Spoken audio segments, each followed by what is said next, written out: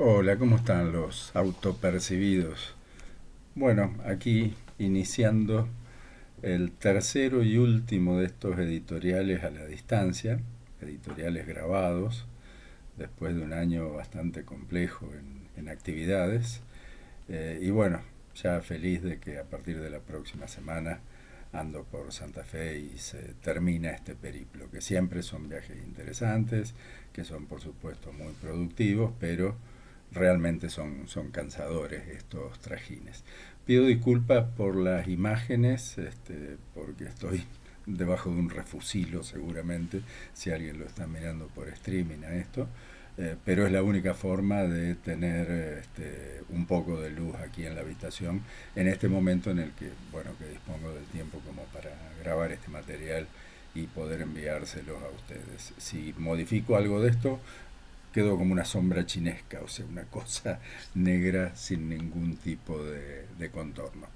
Bueno, estamos aquí. ¿Y dónde es aquí? Bueno, aquí justamente es Uzbekistán. En este momento estamos en Samarcanda, que no es la capital de Uzbekistán, pero es seguramente la ciudad más relevante de Uzbekistán en términos de lo cosmopolita que resulta, y es el lugar elegido para que se desarrolle esta COP, esta conferencia de las partes de CITES, la número 20 de esta historia que empezó ya en el año 1975.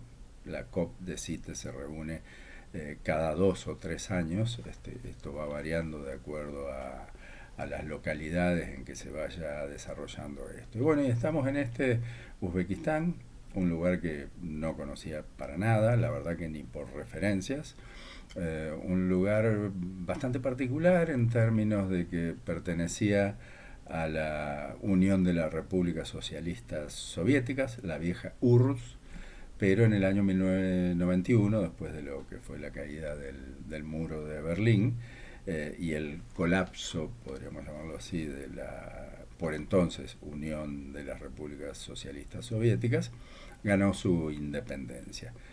Un país que tiene en este momento 38 millones de habitantes, relativamente pequeño en superficie, pero el más densamente poblado del área del Asia Central, justamente por esta pequeña superficie. 38 millones de habitantes distribuidos en esta superficie da aproximadamente unos 90 habitantes por kilómetro cuadrado, lo cual es una densidad de población muy importante, muy interesante. Un país que se podría definir como próspero en algunos sentidos, con una muy fuerte actividad en términos de lo que son las exportaciones de los recursos naturales.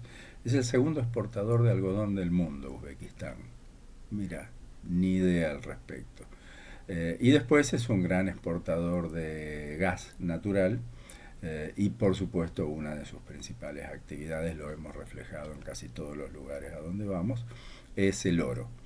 Tiene una muy fuerte producción agrícola, sobre todo trigo, es un gran productor de trigo aquí en la región.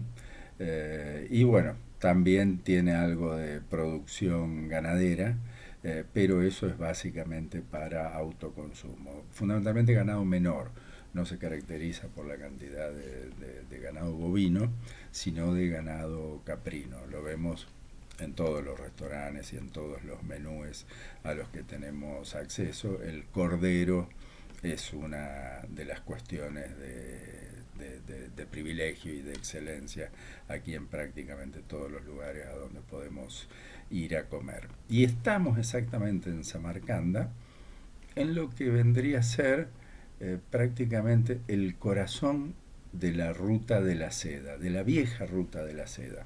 Probablemente alguno de ustedes ha escuchado hablar de la ruta de la seda, que empezó a desarrollarse de manera natural unos 600 años antes de Cristo, a partir de la necesidad de las distintas ciudades y pueblos de comerciar entre ellos. Y esto fue generando una serie de pasos intermedios que hacían que de un pueblo se fuese al otro para generar algún tipo de comercio. Y esto ocurría en distintos tramos de la ruta de la seda, porque la ruta de la seda se dio prácticamente por el hecho de ir evitando los accidentes naturales. Entonces es como que la ruta surgió naturalmente en este sentido, ¿no? En el año ya 100 antes de Cristo, las dinastías chinas comenzaron a fomentarla muy fuertemente, porque claramente estaban necesitando más mercaderías de otros pueblos, no digo países, porque por ahí no existían como tales en ese momento, y por supuesto necesitaba colocar el principal producto que se generaba con fórmulas milenarias y misteriosas, que era justamente la seda.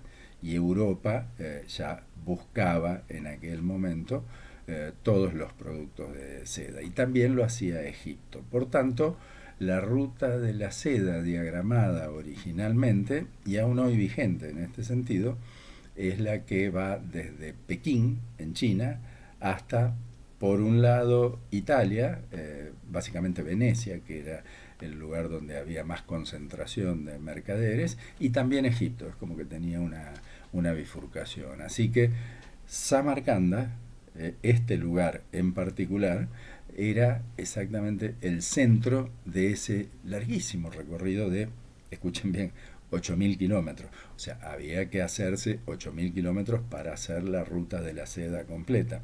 Si ustedes piensan que hoy hay algunas empresas que ofrecen el turismo de la ruta de la seda, obviamente con mucha tecnología, con traslados en parte en tren, parte en barco y parte en buses, ese recorrido hoy de la ruta de la seda con toda la tecnología disponible toma mínimo 27 días.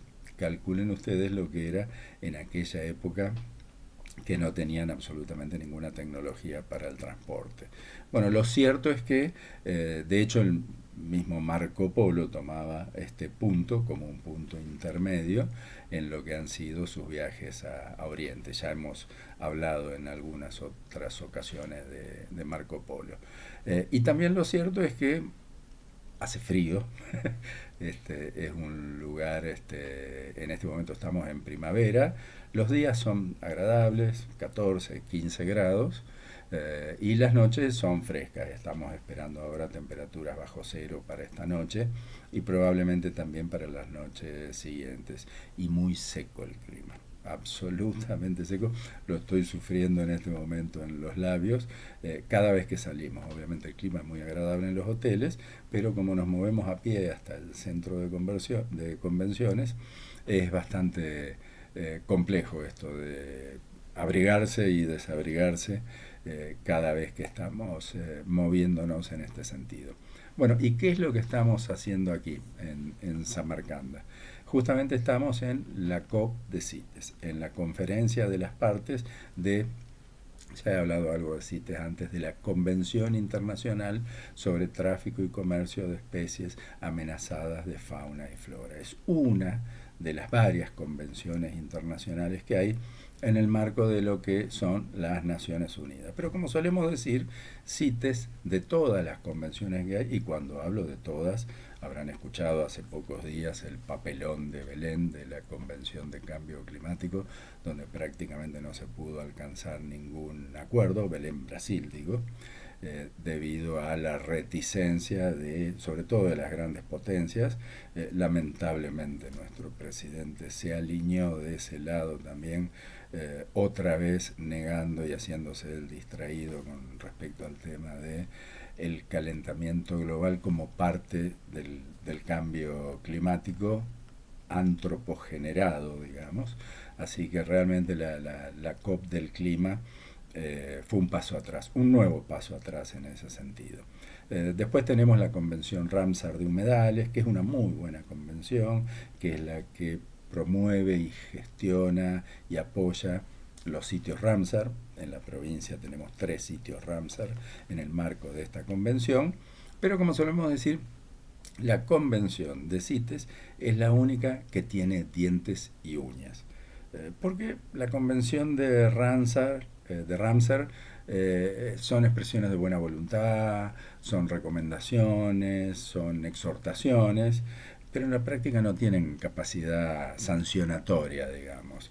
Lo mismo pasa con la COP de cambio climático. Cambio climático son todos pedidos, solicitudes, se asumen responsabilidades, pero si no cumplís es como que, y bueno, está, no pude, no quise, no lo hice, o viene Trump y te dice, lo niego. Entonces es como que hay poco efecto en este sentido. Lo mismo el convenio de diversidad biológica, que es el convenio marco debajo del cual operan todas estas convenciones. Bueno, y justamente el convenio de diversidad biológica tampoco tiene, digamos, poder de policía o posibilidades de golpear o de asustar más seriamente. La COP de CITES sí, porque en CITES las especies que son objeto de comercio a nivel mundial, tanto de fauna como de flora, están catalogadas en distintos apéndices. Hay 3 apéndices, el 1 y el 2 los más importantes. El 1 no podés hacer prácticamente nada con esas especies y el 2 podés hacer, pero cumpliendo normativas muy estrictas de manejo. Lo que ocurre es que si estás en la COP y tu país está interesado en determinado tipo de comercio, que puede tener que ver con las maderas rosadas, que puede tener que ver con las pieles de algunos animales, que puede tener que ver con las orquídeas, y estamos hablando de varios millones de dólares. Si no cumplís la normativa como corresponde, este cuerpo colegiado que CITES lo que hace es, si estás en el apéndice 2, pasarte nuevamente al apéndice 1 o, en algunos casos extremos, directamente imponerte una sanción prohibiendo todo tipo de comercio hacia y desde el país que es justamente el objeto de la sanción. Así que en este sentido, en esta COP, como en todas las COP de CITES, ya me ha tocado estar en varias, vemos este dinámico juego de intereses donde se dan prácticamente todas las propuestas para llegar a soluciones intermedias, y aquí vemos negociando, porque básicamente es una negociación. De hecho, la COP opera como un congreso prácticamente, ¿no? Donde hay distintas fuerzas que votan determinadas cosas. Aquí en las COP de CITES, las que votan son las partes. Las partes son los países. En este momento hay 185 países, así que toda resolución que tenga que ver con hacer un uplisting, o sea, darle más protección a una especie, o un downlisting, o sea, darle menos protección en el listado a una especie, surge a partir de la votación de las partes. Y esas votaciones nunca son unánimes y siempre encontramos que hay distintos puntos de presión política a los gobiernos para que definitivamente voten. Yo acabo de decir que las partes son 185. O sea, acá hay 185 personas en la convención. No, esta COP en este momento tiene 5.000 personas participando.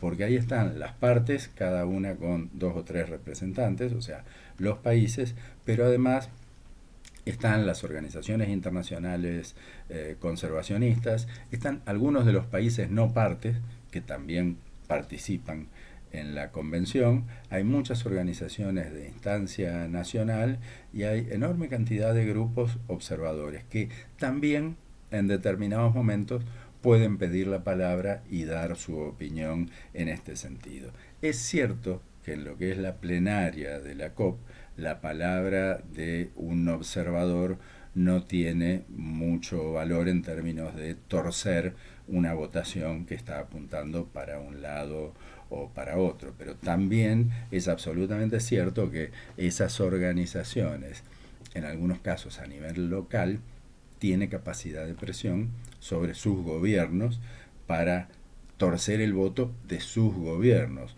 o para generar que sus gobiernos voten en la dirección que ellos pretenden. Así que vemos todo este juego yendo para un lado y para otro. A ver si alcanza con un ejemplo.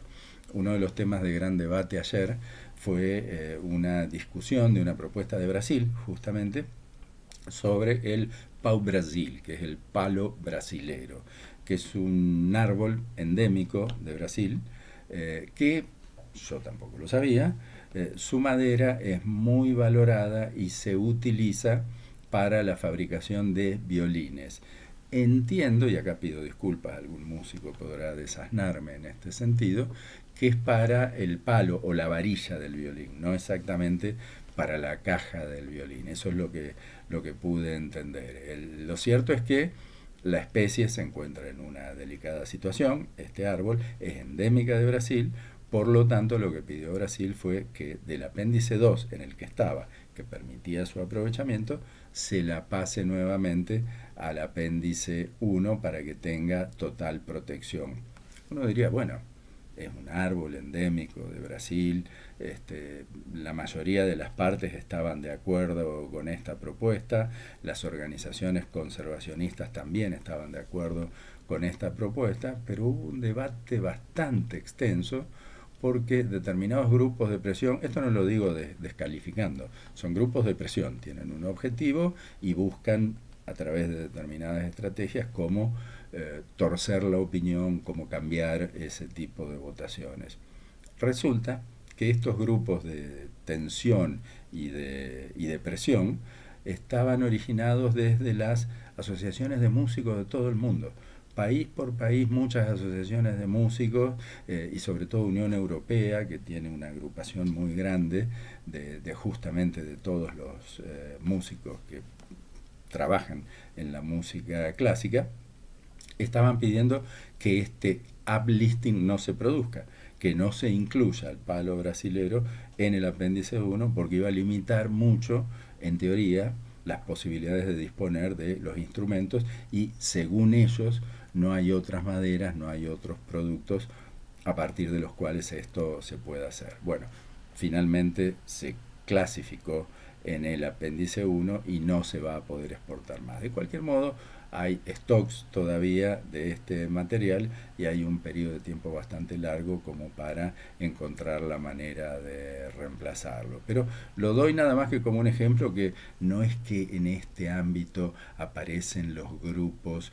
angurrientos que quieren beneficiarse de la naturaleza. No, estos eran los artistas del mundo pidiendo que esto no se genere y no se produzca.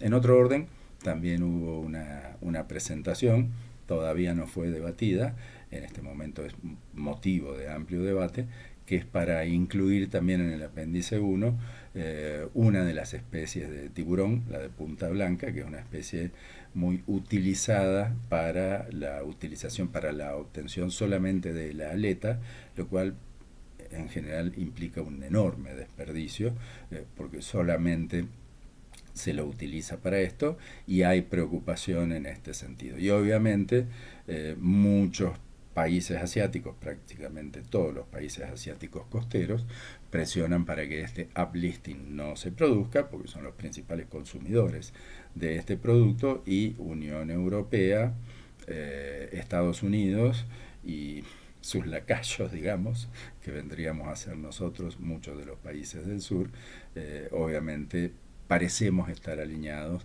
en la otra orilla. Normalmente yo participo aquí en estas reuniones por el tema de cocodrilos. No hay ninguna propuesta de cocodrilos en este momento, no hay ninguna propuesta de uplisting, o sea, nadie está pidiendo que una especie de cocodrilo se ponga en mayor nivel de protección, lo cual es bueno.